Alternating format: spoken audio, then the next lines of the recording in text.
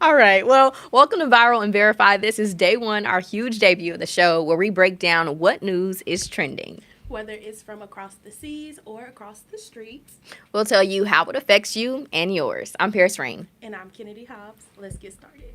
So, one of the big things that we've been seeing all over the internet right now is Venezuela. January 3rd, the U.S. troops went in and captured the leader, Maduro. And so, yesterday, Maria Machado actually went to the White House. She's one of the leaders for Venezuela, where she met with Trump to talk about what happens next with the country because he's gone. Yeah. And so while she was there, she actually gave President Trump her Nobel Peace Prize, which the committee for that prize says you can't give that away. So a lot of people are like, well, why would she do that? And so she said that it was for the work that he's done, but we'll see kind of how that goes and if he actually keeps it, because that's a little interesting. That is very interesting. And you said there's no reason as to why she gave him the Nobel Peace? I mean, she said that it was for the work that he's been doing. And, I mean, he's the president. It's kind of his job. So there's no specific reason as to why she brought it, I guess. Okay. Because I did see that seems kind of, I guess, celebratory on her end. Because also, too, I saw where the citizens there, which is kind of like, well, some, of course, there's split things where some of them are like, oh, well, that's illegal. But then there's other people who are literally dancing in the streets, singing. Yeah. They're like, it's so much more comfortable for them, and they just express the relief that they had that it happened. Yeah. And that's true. Even like last week when I spoke to some people here in Tulsa who are Venezuelans, and they said 25, 26 years they've been waiting for this moment, and they're trying to get back to a democracy, and they're hoping that the oil business gets back booming, because that'll take a lot of people, unfortunately, from wherever they are right now and go back to Venezuela. But, I mean, it's what they want. So, yeah, they've been talking about that, and it's a good thing for them. And even like the national correspondents were talking last night when I was watching the news, and they said Rodriguez is wanting to work with the United States to rebuild that industry back up. And one of the Venezuelans I spoke to here actually said that's where a lot of their money was coming from, was from that oil industry. And for the time it was going to, not to the community. So if they get it back and do it right, it'll be a way for them to get some economic boost in Venezuela. So that was pretty cool. Yeah, that was. Yeah, so we have to keep an eye out on that, because right now, I think they're still in the waiting period of like they won't have any elections for the 30 days, which probably right now is about 27 days, 20 days. So yeah, so I have to keep an eye on that, because we don't know who will be running Venezuela. Yeah.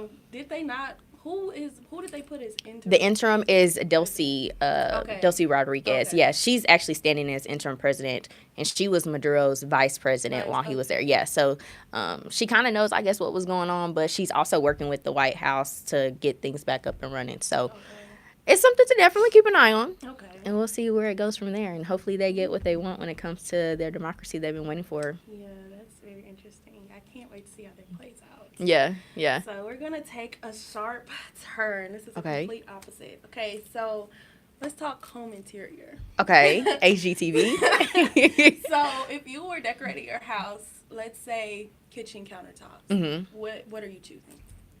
I don't know. I feel like maybe a marble. Yeah, is that like the swirl of the counter? Like the quartz and things Yeah. Okay.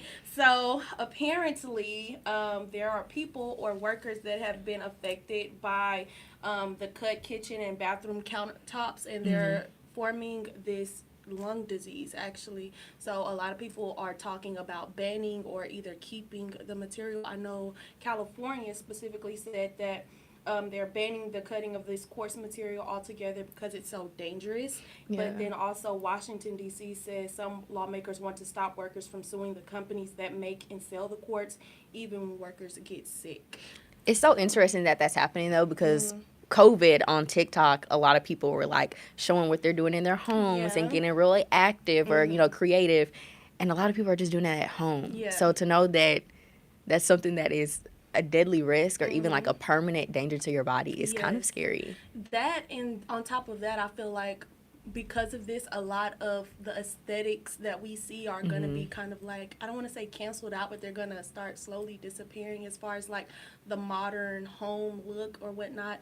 because of the ban of that material. Yeah. So So is yeah. it just like having the countertop in your home, or is it Mhm. like when you start disfiguring this, I like, think when they said when they started actually cutting the material, so okay. because they can't cut through it like that anymore, they're going to ban it, which means they won't be able to cut it for homes or customize it for homes and Mm-hmm. things like that. So I thought that was interesting. So a lot of people have to open their eyes a little bit more to different, I guess, variations of countertop when it comes to decor, Which because sucks. yeah, I it mean, does you love a good suck. DIY, 'Cause but I think at home, I think we do have that. So I don't know. That's gonna be interesting. well, you just make sure you ain't cutting it Yeah, up. yeah. I think that's something that's well, also because when I do a lot of the stories with like doctors or things like that, um, even like during COVID time, you never think about like what's going into your Mhm. respiratory system, especially with things like that. Like you talk about cutting and like dismantling it or turning it into other Yeah. things.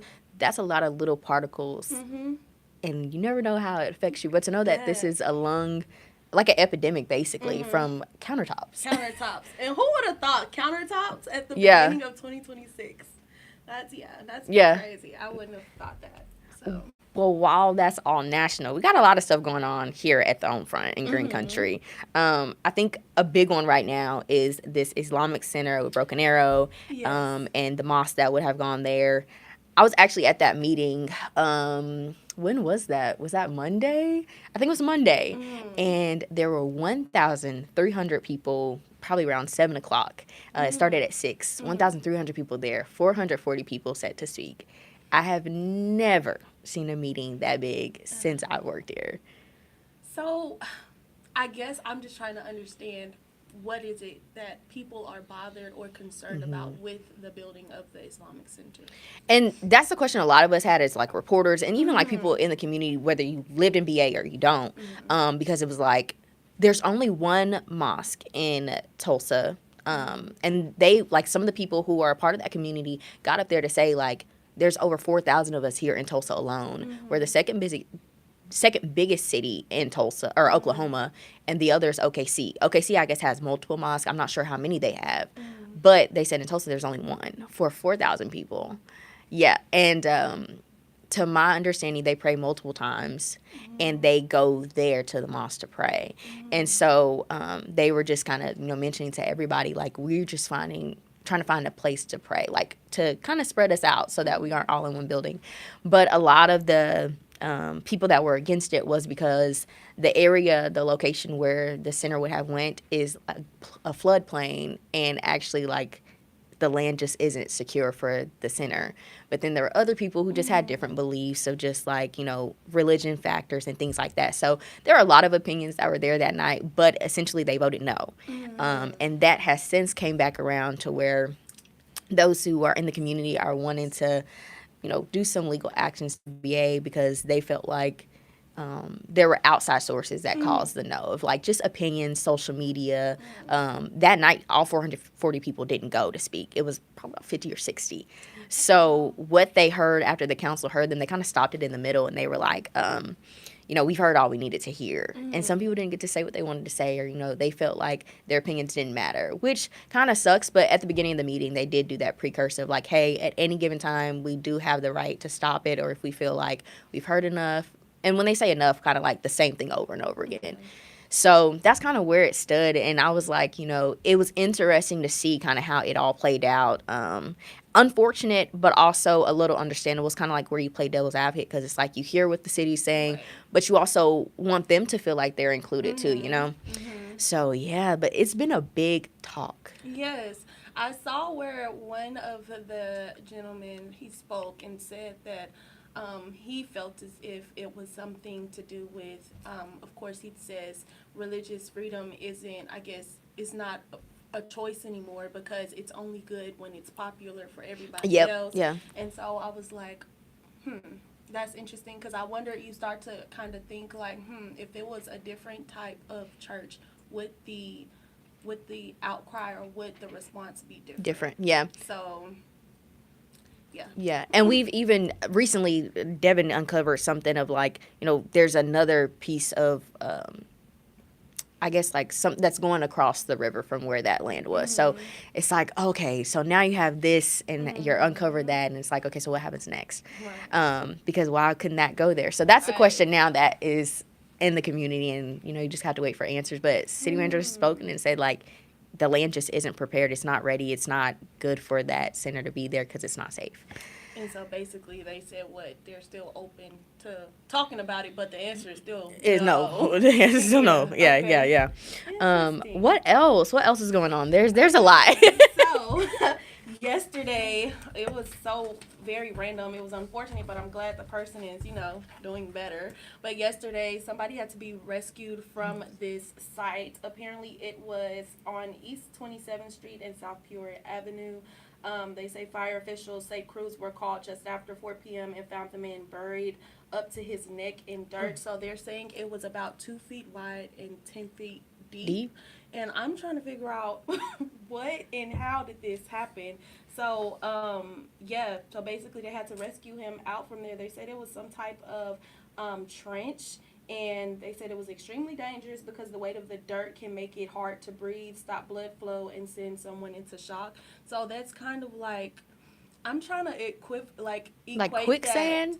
Not sand, but like it's dirt. But well, dirt, but yeah, I guess it would be like the effect of him just kind of sinking in. And he was probably, average height for a man, I'm going to say 6 foot. 10, so that's like you basically in water, almost drowning. I'm covered if I'm in there. That's crazy. I can't swim, but it's okay. That's okay. That's okay. Sorry. So was he just like, is he a construction worker? Was he just a regular person? How? He was a construction worker. Okay. And so I guess I don't know who called. I can't say because I don't know. But somebody called, reported it, and the man was literally buried up to here. He's alive. He's alive. That's amazing. He's being treated in the hospital currently, but yeah. You know what? That's why it's always nice for people to like call when you see something, especially like when you're just out in the community, because you're never thinking like, oh my God, I have to save somebody's life today. Yes, so to see that, or just to hear that, like, and I really want to know who called. was it? Who saw him? That's the question. That's a crazy sight to see. It's crazy. What's also a crazy sight? Data centers. That has been a huge talk, not only in the newsroom, but around Green Country, especially for Kynedei, Sand Springs, like even Tulsa too. And I think when I first started hearing about data centers, I didn't know exactly what it was. I didn't think it was a huge deal, and they just start popping up. Like not even the data center itself, but like the conversations are popping up. And there's a lot of meetings. I know you've covered some stuff, and I have too. So what have you heard up until now about them? I know that a lot of people are concerned of course, the rising electricity rates and things like that, and how it could affect the water supply and the future of how it's going to affect land supply and things like that. You have to think about Green Country. Farming is really big here. Agriculture is really big here. And then we have, of course, we use a lot of water for a lot of things. But people are already saying, oh, my bill is already $200-something a month. And then on top of that, now you're trying to add data centers. And then on top of that, our bill is going to be increased as to what they think is going to happen. Yeah. But when I talked to PSO, Matt Ron with PSO, he said that's not directly correlated with the bill. So I'm still trying to understand how is it going to specifically impact someone, not only me as a single person, but families, and how that's going to affect their pockets and things like that. So, and I think it's interesting because when you hear data centers, a lot of people were like, and this was new to me, I was learning like there are different types of data centers. Like you have stuff for like buildings or schools or corporations, and then you also have like huge companies like Sand Springs talking about Google could be the possible data. Like that is a huge deal that people don't think about. And it's like, well, you see all these conversations of like, what could this mean for this city? Like, does it actually bring in like economic growth? And some people are like, no, because there's not that many jobs that can go into a data center, which is crazy because of how big they are. And you talked about the water, how much water they're using. A lot of people are getting, like, a lot of cities are getting water from the same supply. So it's interesting to see how that will play out, or, like, are they going to be recycling the water? Or how, I'm just a girl. I don't know exactly how that works. But, like, that's an interesting concept. Like, what happens? And, like, I'm sure they have to go through a process where they clean the water or do things like that. Does that affect your water? We don't know. But it's going to affect bills. And I don't know. I kind of, this this is not related. Like, it's just genuinely not related. But when I think about data centers like that, I'm a really big movie TV fiend. But Yeah. it just reminds me of, like, random data centers popping up. Do you watch Stranger Things? No. No. Oh my god.